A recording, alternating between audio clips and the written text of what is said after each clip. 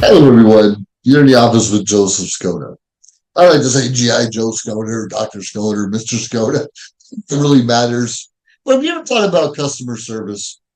I talk about on the subject occasionally, and of course, we all want good customer service. But what is that?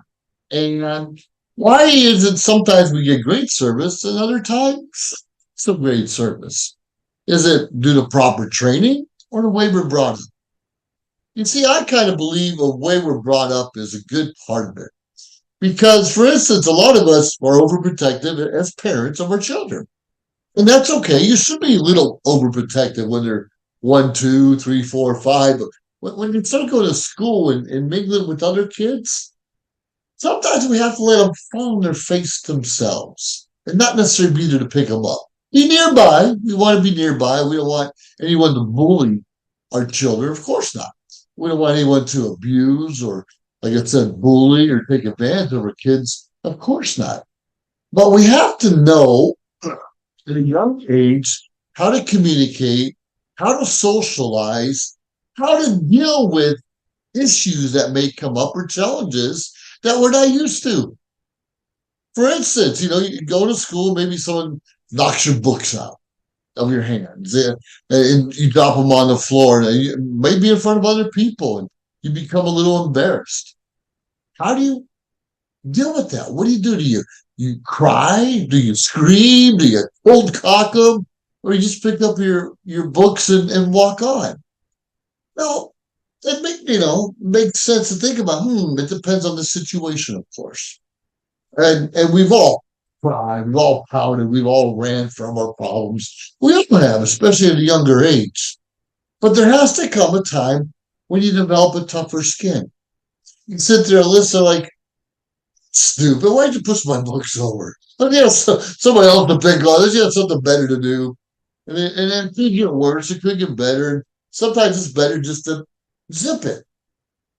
Now, take that into customer service. When someone's yelling and berating you, you just happen to be the face of a company, a product or service, whatever it may be. It could be HR department. That can be a really tough place to work. And someone's coming at you with some problems, some challenges, and they're looking at you like it's your fault. Now, going back to the childhood days, when hopefully you learn to listen, to deal with the problem, to say, how can I help you? How can you just leave me alone? What do you need from me? Can go a long way in a customer service realm. And every one of us is in a customer service role. Just like every one of us is a salesperson.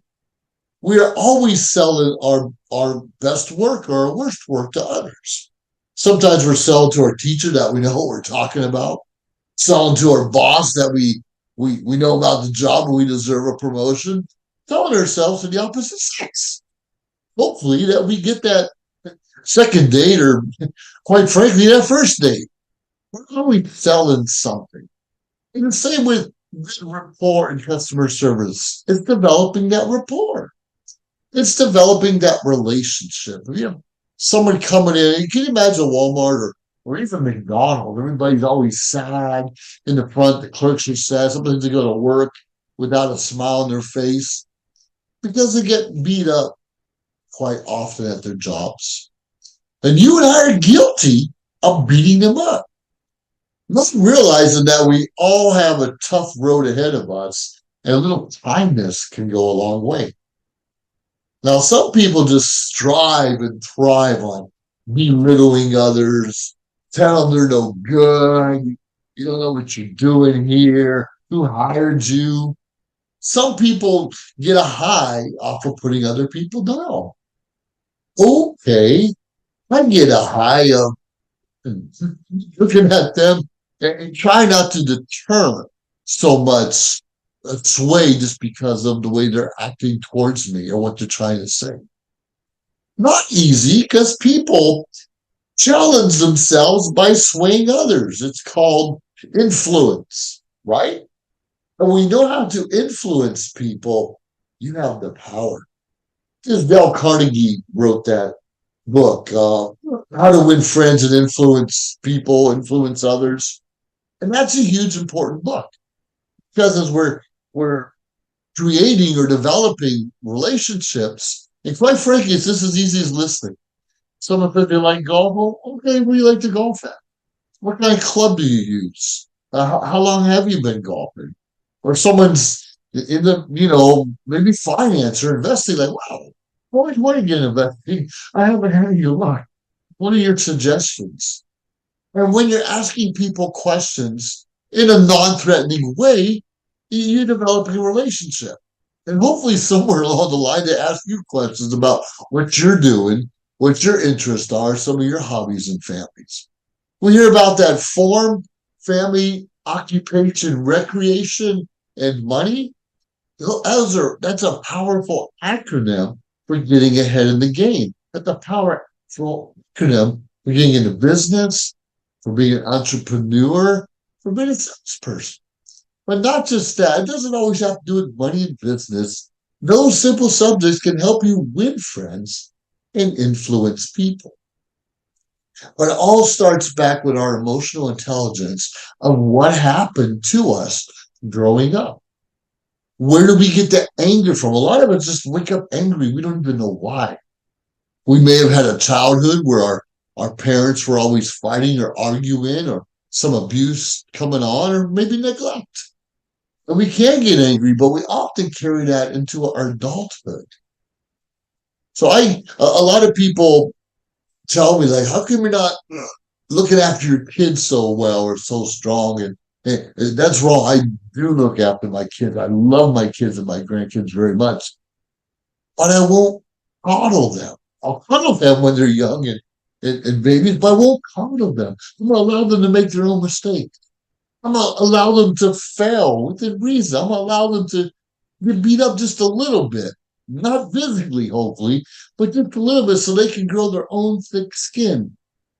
So they can put in their own mind, what do I need to do to get out of this situation?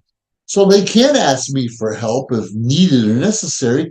But if I'm not around, where else can they go to get the help, the advice, the guidance that they need to persevere in this world? Now, I don't have to tell you that. It's a tough world we live in. And like I said, it can be just going to McDonald's and getting the golden French fries. We all love the golden French fries because they're coated with sugar. Who doesn't like sugar? And which is very interesting because I just had a tooth filled. I had a cavity. First time in like 20, 25 years, I had a cavity. Caught me by surprise. I don't even go to McDonald's but a couple times a year. That was my go-to food, the French fries. When I'm traveling on the road, I had to get those. I started off with combos. I love licorice and Twizzlers. Then I went to the French fries. So we got my own little sweet tooth. Candy not so much, but I do like the Reese's cups. And when someone finds out that you like Reese's cups or combos or McDonald's French fries, and they're trying to build a relationship with you, they're going to find a way to sway you and take you to those places, or quite frankly, just bring you right now. So here's something from the Golden Arches. Hope you're having a great day. Well, I'll enjoy it, even though I'm trying to stay away from it because there's a lot of calories there. It does cause a little fat and all those other things, that health issues that can come with it. But when someone cares, they're listening to what your interests are and what your hobbies are, and what do you like to do, and where you like to go out to eat. I love ice cream also. I rarely buy it because I can eat a whole gallon of ice cream in a day. In fact, I think I won an ice cream eating contest in the Philippines one time. I don't know. I ate a gallon in 5 minutes or 10. I don't even know how long it was or what the details were. But my body and my metabolism cannot do that anymore.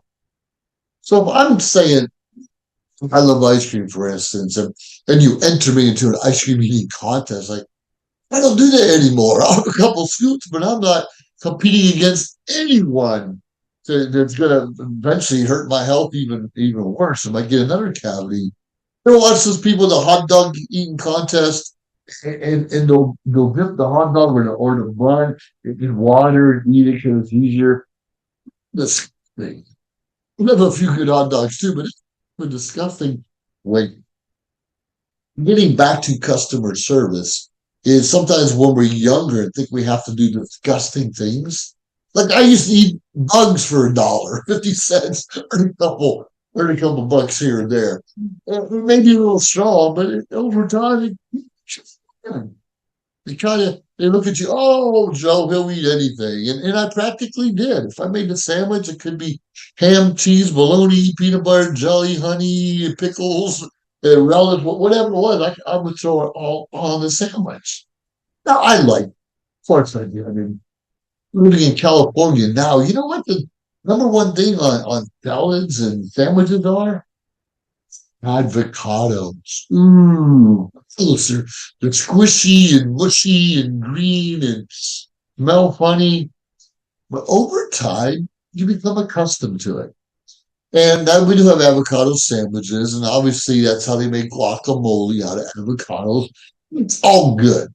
It grows with you. Ever been to Australia and have a Vegemite sandwich? That's a whole acquired taste also. So why do we have bad customer service? Because more often than not, the person in front of us has had a bad day, a bad week, a bad month, bad upbringing. And sometimes they don't even know that they're coming across rude or curt or unfriendly. And sometimes we need to say, wake up, shake up. What's wrong with you? Why are you being a knucklehead? And we need to do that in a kind manner, though. Say, and sometimes don't look at me that way. I have a problem. You need to listen. And unfortunately, the generation today, the younger kids, the 20-something-year-olds, even the young 30-something-year-olds, are not really friendly. They don't seem to care about good customer service. They don't seem to care about ensuring that whatever your problem is going to be resolved. Which brings up a good point. Is the customer always right? I think we've heard this through time. If you agree that the customer is always right and make concessions and maybe refund them some money or give them an extra burger or put them in the VIP section of whatever. You're making a friend. Don't get me wrong. Hopefully, you're making a friend. But sometimes we have people out there that will constantly badger you to say, hold it, customer's always right. So where's my free burger? Where's my refund? Where's my VIP tickets? And if they did deserve it, they did earn it, we need to do our best to give it to them. While they keep coming back over and over, going, hey, little bird was overcooked again. We might have to show them the door. We might have to say, I appreciate you coming by, but this relationship just isn't working, and I appreciate you not coming back. We can't be rude about it, but we could be stern and say, this isn't going to work, and I'm not going to allow you to continuously badger me and business and my company and belittle my employees. Not going to happen anymore. There's the door. And that has a little bit about coddling kids when they're too young. When you coddle, oh, it's going to be all right, Johnny. I'll take care of you. You're going to be just fine. And we keep doing that. That kind of tense, like a kid say, well, I need an Apple iPhone, or I need a big screen TV, or a laptop, or an Xbox, or whatever it may be. And we give into that. As parents or grandparents, we give into that. We're allowing our children to get into that entitlement. Oh, I'm entitled to this because my dad says I'm the best ever, or Grammy loves me and she'll buy me whatever I want. You and I need to stop feeding that entitlement mentality. Now, sure, it's good to reward your kids from time to time, but they need an iPhone. They don't need the most expensive hat or shirts or anything else. It may be okay. You want the phone? All right, son. You pay half. I'll pay the other. Make it work for it. Don't just give it. All of us in life have to work for where we are. We hear a lot of people complain. I wish I had a better car. I wish I lived somewhere else. How come you get the vacation and I don't? And understand in some circumstances, growing up in certain neighborhoods or communities, kind of moving on up, like George Jefferson used to say, moving on up. It wasn't always an easy reality for most people. Now there are education, and we know there's drugs in some neighborhoods, a lot of crime, and a lot of those kids or even adults are afraid to go out of the house, let alone try to go to school and better themselves. And I understand that could be a huge challenge.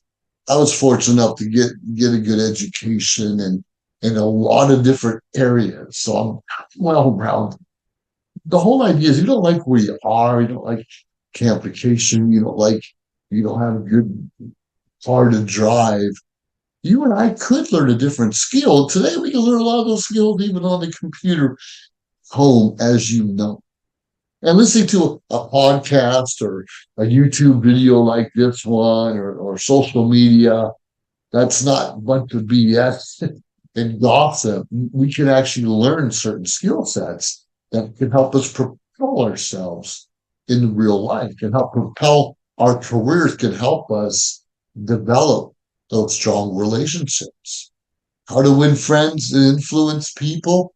We have to listen and we have to surround ourselves with people we want to be like. Sometimes we're hanging around with our cronies from school that have never left the neighborhood also, who might get into some bad habits, and we're wondering why we can't move ahead. You have to cut those strings loose. You have to let them go. You have to stop coddling your friends and tell them it's all right. You say, hey, Junior, I love you, man. You're a brother to me, but I got to move on. I don't want to be like this my whole life. And if Junior's a good friend, he's going to support you. Say, yeah, Joe, I agree. Just remember me one day and when you make it big, and that'd be great. But they try to hold you back and say, you can't do that. That's only for this kind of person. Only for people from this neighborhood. Only this culture can get ahead. That's a bunch of BS. And don't fall into that trap where you woulda, coulda, shoulda, or you're not good enough. That's even worse. So this whole topic was about customer service, why it's bad and good. And often when we have a good customer service, because we grew up in a happy childhood. Or better yet, we just decided to listen, to be agreeable, easy to get along with. And even if we don't agree, we can still get along. I don't know why in this country, if you're a Democrat or Republican, you have to fight. You don't have to. Only time you have to fight is, well, I'm Air Force, I'm your Army, you have to fight. or Michigan, Ohio State football teams that you got to fight, but they're friendly competitions and friendly fun. We don't have to fight. We really don't have to argue. But we have to take time. Okay, you give me 5 minutes to give me what you're complaining about. I'm gonna give you 5 minutes of what I'm gonna complain about, and then we can agree to disagree. If nothing else. Yeah, I get your point, but I don't agree with you. And that should be okay. We don't have to agree with everyone, but when we learn to take that time to really listen, when we learn to sit back and observe, when we learn to fail, fall down, and get back up and grow a thicker skin and not let people push us around so much, we are better servants. We can give a better customer service, and we can just be better people in this world. Now, understand leaders like presidents or mayors or senators, all that stuff, they have to have a thick skin and they're supposed to do what, well, us voters want them to do. That's tough because we got people, you got to do this or you got to do that or I'm looking for you because you promised me. Have you ever been in a position of leadership where you wanted to make certain things happen and you couldn't? I've noticed that, like being part of the American Legion or Disabled American Veterans or other organizations I'm a part of, though I'm the commander, I don't really make the decisions. It's the board, it's the executive board members, or even the members in some cases that steer where that organization is going to go. Sometimes, even at the top of being a commander, it's not quite going where I want to go. It can frustrate me. It can piss me off. It can anger me in a way. And I have to sit back and say, well, and sometimes you have to make the hard decision and say, sorry, we're not going that way. And here's why. But we don't always have to say, here's why at the moment. It's hard in a volunteer nonprofit organization just to do something, and you get fired real quickly. And it's okay to get fired, but always do what's right. And that's really hard because, like I said, people steer you here. We want to go here. We want to be seen over this way. And sometimes we're doing the wrong thing for the right reasons. We think we're doing it for the right reasons, but we're doing it the wrong way. If we get out of that wrong way and always do what's right, always keep the integrity of the position and ourselves, eventually we will overcome any of those challenges and be able to show people that we're fair, that we listen, and that we're going to do our best to get ahead. Because every year, every few years, it's a new election, and provided there's no fraud, like our current administration, we can go out there and let somebody else in and give them a shot. But not everyone's qualified at different levels. We all have to work a little hard and prove ourselves. So you want to be good in customer service, read, study, observe other people, wake up with a smile, do your best to go to bed with a smile. And the customer doesn't have to be right, but you can still be agreeable with them. You want to be that knucklehead, bad customer service person. Eventually, your days are going to be numbered at that job. If not, they should be, and you shouldn't complain. Well, anyways, those are my thoughts about customer service, doing what's right, wrong, golden arches, French fries, win friends and influence people, all in the synopsis nutshell. But you've been in the office with Joseph Skoda. Let me know some of your comments. Subscribe to our channel. Look up Joseph Skoda and find out a little bit what I'm about. Feel free. We can have a decent dialogue, but I won't let you get into my face and put me down because, quite frankly, I'm over it. But with that being said, we can have a dialogue each and every day. Have yourself a great day, everyone. Bye. Thank you for listening. If you liked our show, please subscribe to our YouTube channel or find us on any social media platform, Instagram, of course, Facebook. Like, subscribe, share. We appreciate it. Let us know your thoughts and join our team. Anyways, we appreciate you staying tuned week after week, day after day, because we continuously build up our network to bring to you what you're asking for. Have a great day.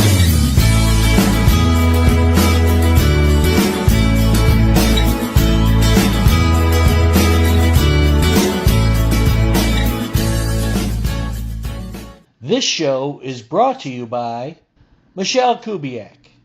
If you want to buy or sell a home, call Michelle, 702-683-6576.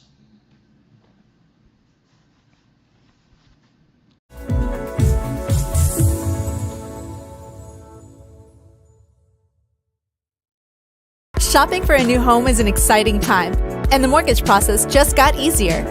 New American Funding's all-digital mortgage application takes all the hassle out of applying for a mortgage. Simply put in your information and we do the rest. Safely and securely verify your income, assets, and tax information electronically. Plus, you get access to track the progress of your application anytime, anywhere. Less questions, less paperwork, less hassle, and instant access. Ready to start shopping for your new home? Let's get started.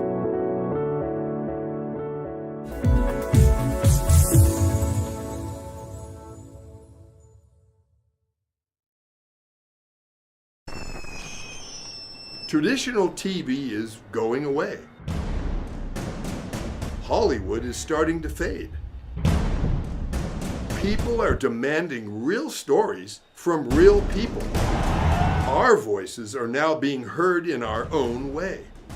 podcasts, Facebook, Twitter, YouTube, and TikTok Live are becoming the norm.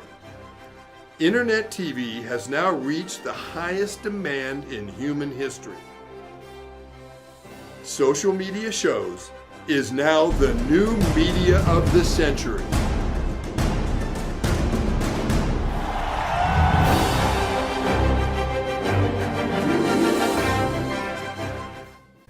Hi, I'm Deacon T with Modern Word Ministries. It's great to be with you today. Just a short little promo for our show.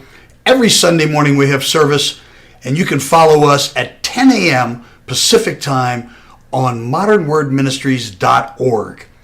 And if you missed us or you want to see some of our older messages, go ahead and check us out on socialmediashows.com every single morning at 9 a.m. It's a great way to kick off your day, get a little bit of the word in you, get something uplifting, get you started off on your way. You know, if you're looking for prayer or you need some help, reach out to us. If you go to our website, again, that's modernwordministries.org, you can interact with me via telephone, via DM, text message, whatever you want. I'll get right back to you. So if you need prayer, you need help, you just need somebody to talk to, Modern Word Ministries is here for you. We are your church in the community. So until you see you next time, be blessed, everybody. Bye-bye.